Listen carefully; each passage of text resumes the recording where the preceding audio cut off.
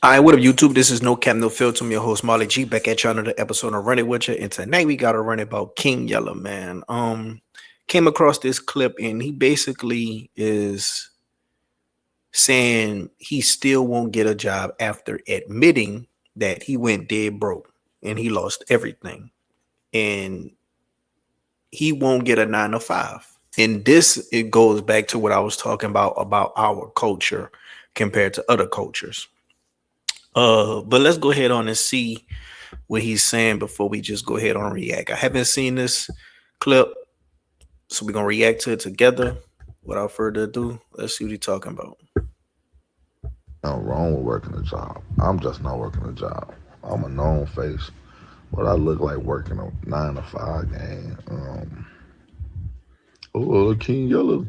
Look at Woody Woo. That ain't me. I'm gonna figure it out and my lifestyle that I do and get it back. But ain't nothing wrong with driving trucks. Ain't nothing wrong with working. It's just something wrong for me to be doing it. You know what I'm saying? So, for each his own. They say get money, they ain't say how to get money. You know what I'm saying? As long as you getting some paper, you know what I'm saying? I've been down before, but in my lifestyle and the life that I live, I'll be back to getting money the way that I get money. I would not be going to drive trucks, whack 100 at them. The fuck? I would not be working at Walmart. I will not be working in Amazon. Like, I'm just down at the moment. That don't mean I don't have. Okay, a lot to get into right here. A lot to get into right here. Let me go ahead on and get ready to give my take. Okay, when he said a 9 to 5, of course he's gonna go to the most basic jobs. He's going to go to Walmart. He's going to go to Amazon. Now, when he said drop trucks, I don't know what trucks he's talking about. I don't know if he's talking about driving trucks, just a regular basic little truck driving job, or if he's talking about an actual CDL class A driving cross country drive. Those people make a lot of money. It's a reason why people say go get your CDL if all else fails. Go get your TWIC card if all else fails. It's a reason why people say that, because it's a good fallback option. Hell, I'm a rep agent, but I always said I will fall back on getting me a TWIC card working at a plant. I will work offshore. I would, drive trucks if need be. I would, you know, um, it's always been certain things. Even working at the post office, I always said I have a few little fallback options, and I think this is what Juvenile was talking about on no on the podcast he have with Manny Fresh and Rob 49 asked the question, how can I help upcoming artists and producers in my city? And he was saying the goal is to get money. I think Juvenile answered the question out of context, but to Juvenile's answer, I think a lot of these rappers do need to have a fallback option, and go get a certificate. Now, you might not have to go to college. You might not have to just go work at a regular job, but at least go get you a trade and get you a certificate and be certified in something. That way you can use your hands. Not only is it beneficial for you in your everyday life, and you can make an entrepreneurial um mindset out of it, but it's also good to have something to fall back on, and you wouldn't have to call nobody to come do something that you can do for yourself because you got the knowledge and the skills.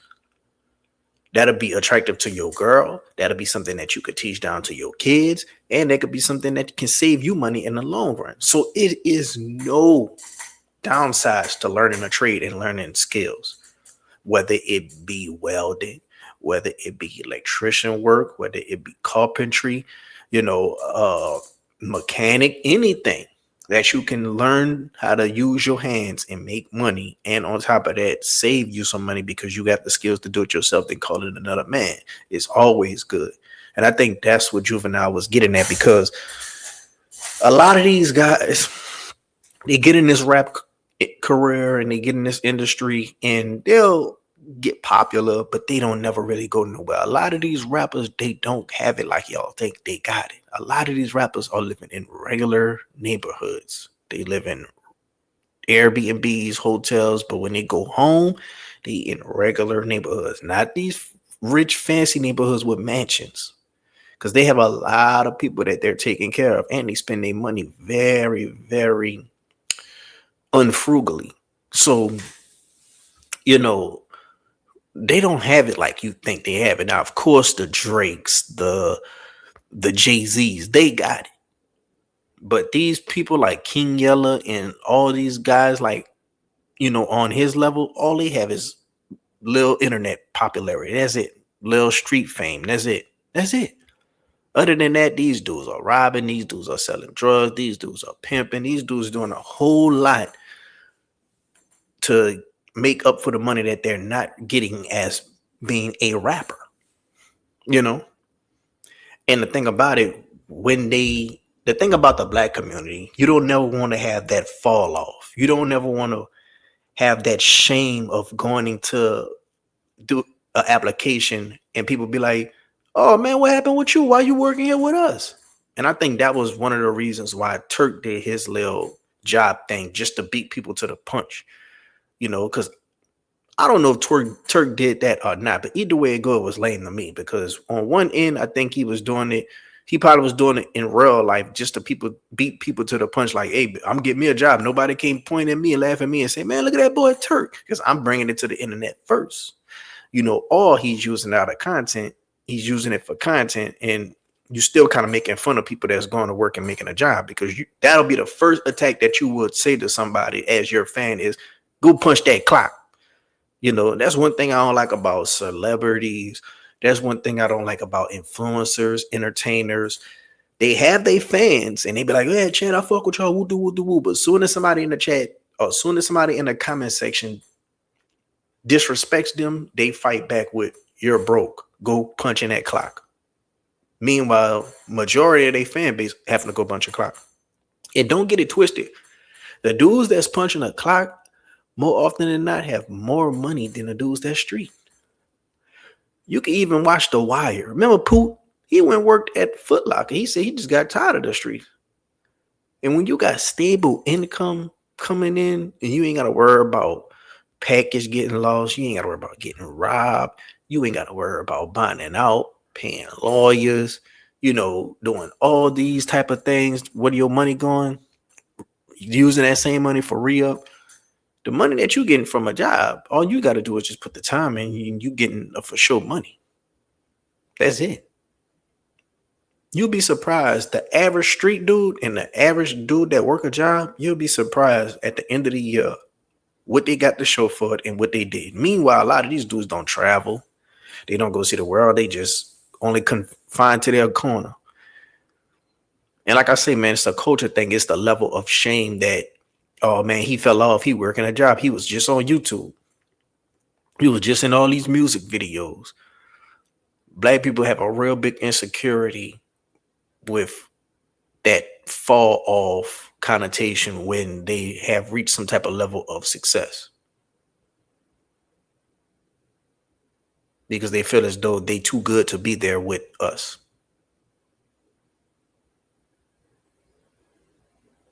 And that was another thing I was talking about when it comes to our culture compared to Mexican culture when I did the video on who works harder, blacks or Mexicans. Because it'll be Mexicans, they don't give a damn that they're a rapper. If they got to go out there and go landscape with their father, they're going to go out there and go landscape with their father. And other Mexicans won't tease them about, "Oh man, you landscaping with your daddy." Like they'll just be like, "Okay, he get money with his daddy."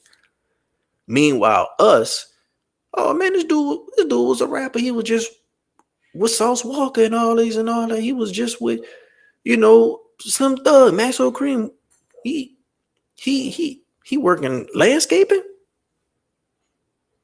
Meanwhile, that landscaping job is stable income and getting him some money. And man, when you do these things, it don't have to be forever. It could be something that's temporary to get on track and get on your feet.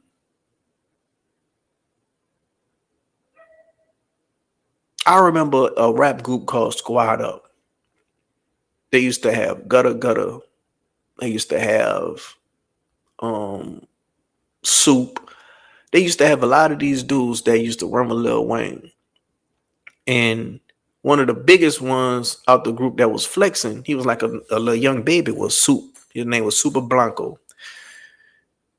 Over time, I've been wondering what happened to Soup. And I look on his Instagram, and that dude drive trucks, and he's making some good money driving trucks.